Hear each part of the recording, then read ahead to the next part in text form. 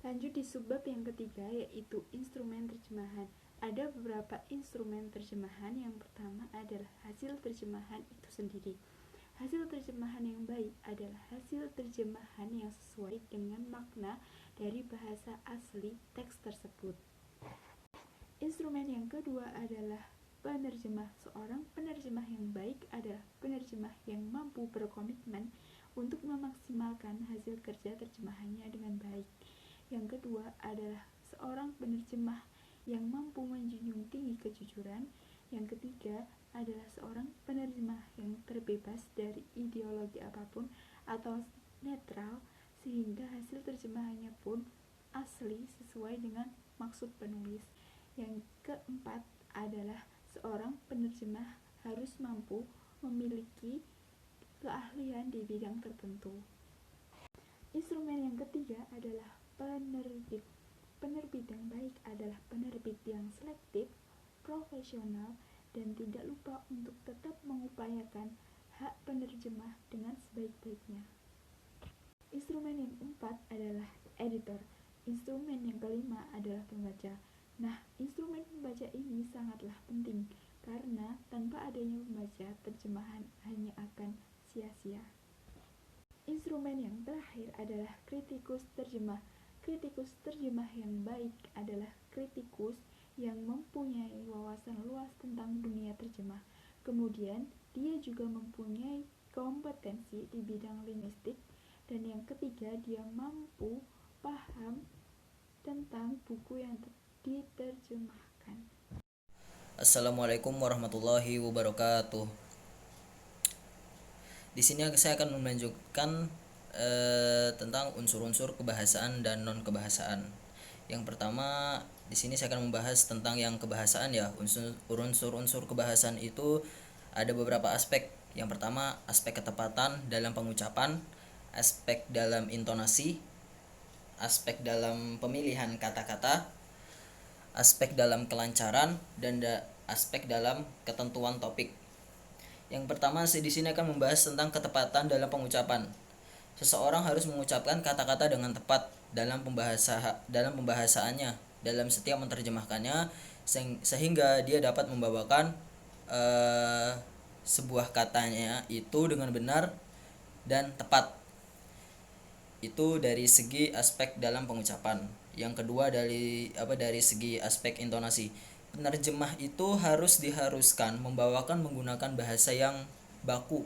Apabila terjadi kesalahan dalam sebuah pembicaraannya, dalam sebuah penerjemahnya, itu harus melakukan yang namanya evaluasi dalam menerjemahkannya, sehingga untuk di lain kali dalam penerjemahan itu tidak ada yang namanya kekeliruan dalam menerjemahkannya. Yang ketiga, dalam aspek pilihan kata. Penerjemah harus bisa membawakan bahasa yang mudah dan dipahami dalam setiap terjemah, sehingga mudah dipahami oleh setiap orang dan bisa dimengerti oleh setiap orang juga. Yang keempat, dalam aspek kelancaran. Setiap orang atau dalam setiap penerjemah itu diharuskan mempersiapkan kata-kata apa saja yang ingin ketika dia menerjemahkannya dan harus bisa membawakannya. Dalam aspek yang keenam, ini ada namanya aspek ketentuan topik. Dalam sebuah aspek ketentuan topik ini, penerjemah ini harus bisa membawakannya dengan seiringnya topik tersebut. Jikalau topik itu dirancang dengan benar, dan penerjemah itu juga harus bisa menerjemahkan sesuai dengan topiknya, dengan pembicaraannya, dan bisa menyambung kata-katanya. Nah, di sini semua itu beruntun dalam segi aspek ketepatan ucapan, intonasi, pilihan kata, aspek kelancaran, dan ketentuan topik. Itu semua dalam unsur-unsurnya itu dalam kebahasaan dan non kebahasaan itu tetap berkaitan dalam sebuah penerjemahan, dalam di bahasa Arab Indonesia begitu. Dan di sini saya akan melanjutkan tentang unsur non kebahasaan. Yang pertama, aspek sikap yang wajar, tenang, dan tidak kaku. Yang kedua itu ada yang namanya aspek mimik dan tata gerak-gerik. Yang ketiga itu ada namanya aspek kenyaringan suara. Jadi dalam unsur-unsur non kebahasaan itu terdapat 3, yakni aspek dalam sikap, wajar dan tenang. Yang kedua itu ada namanya aspek mimik dan tata gerak-gerik, dan yang ketiga itu ada yang namanya aspek kenyaringan dalam suara. Dalam penerjemah itu diharuskan ketika dalam aspek yang pertama ini ada yang namanya aspek wajar dan tenang dan tidak kaku ya. Ketika penterjemah itu menerjemahkan suatu kata-kata atau suatu kalimat, dalam terjemahannya itu diharuskan untuk tidak yang namanya kaku. Maksudnya ketika kita berbicara, apabila kita ada yang kaku, sebelumnya kita itu harus mempersiapkannya. Jadi kita itu setiap penterjemah itu diharuskan harus tenang dan rileks dalam menyampaikannya dalam sebuah kata-katanya. Dan yang kedua itu ada yang namanya aspek mimik dan gerak-gerik. Dalam sebuah penterjemah itu dianjurkan dalam setiap menerjemahkannya, dalam setiap orang ke setiap orang itu harus ada yang namanya gerak-gerik atau tata dalam berbicara.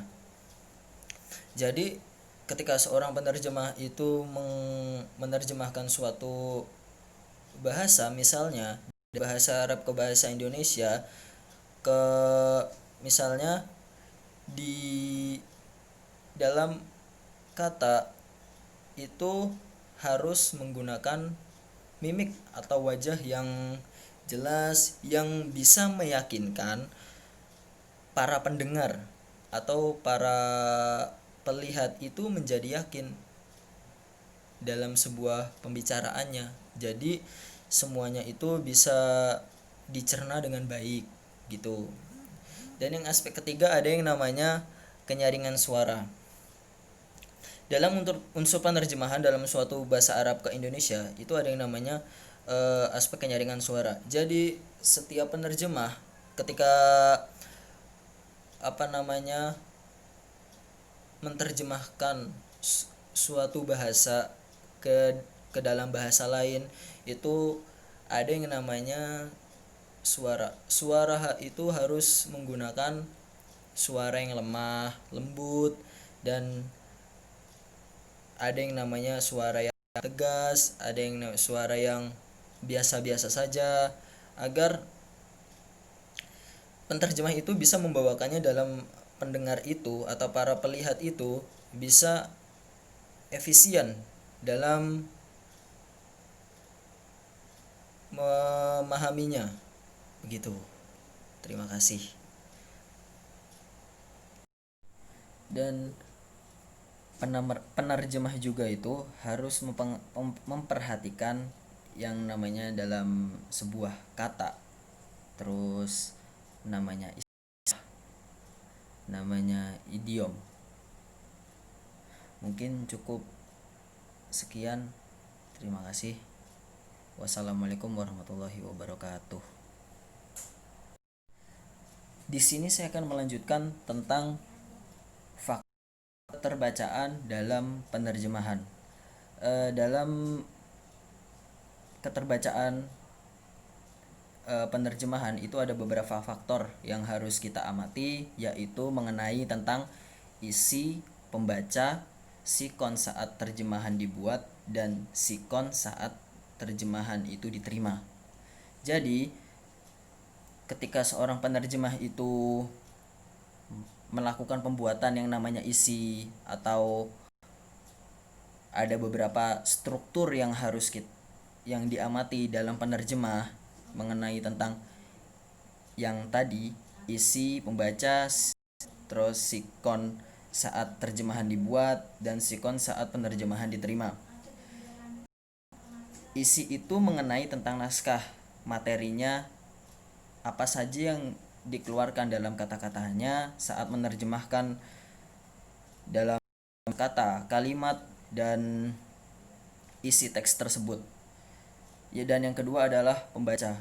Pembaca juga itu penerjemah harus menyiapkan dalam berbagai macam teks. Itu tergantung terhadap orangnya masing-masing. Siapa yang dituju, apa tujuannya, itu juga harus ada suatu kepastian yang ada di dalamnya. Yang kedua itu namanya pembaca. Pembaca itu adalah bermacam-macam. Jadi penerjemah itu harus menerjemahkan itu ada beberapa karakteristik yang harus didukungnya. Tergantung kepada siapa dia menerjemahkannya. Seperti misalnya seorang penerjemah itu ditunjukkan terjemahnya kepada ahli bahasa, terus ahli antropologi, atau ahli komunikasi umum, terus terjemahan untuk ahli hukum, dan lain sebagainya. Dan yang ketiga itu ada yang namanya sikon saat terjemahan dibuat. Jadi penerjemahan itu harus mendukung, ada beberapa referensi yang harus didukung terkait tentang seperti kamus, terus ensiklopedia, dan lain sebagainya. Yang keempat itu ada yang namanya sikon saat terjemahan itu diterima.